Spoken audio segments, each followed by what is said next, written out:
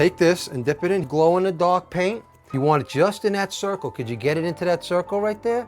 Put a little bit like that. Very good, Joe. When the lights go off, her eyes are gonna glow. What are you gonna show us? All right, so I came up with this idea. I wanted my house to really look like a haunted house. So, I mean, looking at a haunted house, you know, what's the first thing you'll see? The boards on the windows. This is what I did. I went to my local hardware store and I picked up insulation foam, the pink or the blue stuff, which is what we have right here. That's this stuff. Okay? Super cheap and cheerful, and it'll keep you warm in a pinch. Exactly. Now, you can get thinner stuff. It doesn't have to be this thick. It could be a little thinner. No, it looks good thick. Get the thick But stuff. it does look good. All right, so now what we did here was we painted it a base color.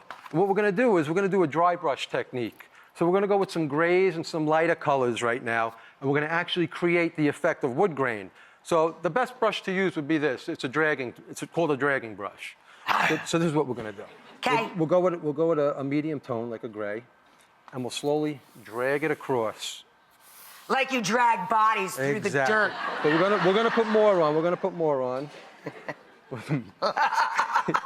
We're gonna put more. Now, by wiggling it, when you wiggle the brush, that's also gonna help create the wood graining effect. Now we're gonna actually dip with another color. We're gonna use the same brush. Oh, the same brush. I wanna do something. All right, so you wanna do something. All right. Get perfect. A little bit, All right, so right? bring it from this end.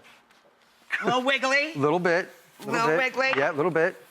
Right. There you go, okay. It's a 1-hour show, Joe. Now what we're gonna do is we're gonna dry brush real quick All right. over it. It's gonna blend some of this together. I got a and good dry hold brush. on it, All right, sucker. there we go. Wait, one more thing. What? One more thing we forgot. Nail heads. Oh, just the nail heads, See? because So you're you not take going to it- make holes in the side of your No, house. you're not gonna do that. So you're gonna just do a couple of nail heads over here as though it was put in. And it's wet, so when we put it on, just grab the edges. And then we stick it on the doodad. Right there, like that. And there you go. So here we're going to start with a portrait, and what we're going to do. This is my dad, as you noticed from the intro. I want to include him because this is really his tip. We're going to make his eyes follow you using an optical illusion. It's really, really simple, and I believe all of you folks can do this at home. Okay. So what we're going to start by doing is we're going to cut out the eyes right here. Okay. And I actually have a pre-cut.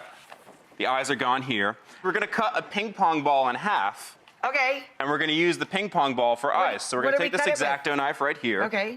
Any knife can do. You could even use a kitchen knife if you have one. Not my kitchen knife. You use the X-Acto knife. I have a Rachael Ray kitchen set. Oh, thank you. So we're going to cut this real quick. Now, you always want to cut away from you, of course, because you don't want to hurt yourself. Right. Once you get about 3/4 of the way done, you can just stop and it'll snap open on its own, like Gotcha. so.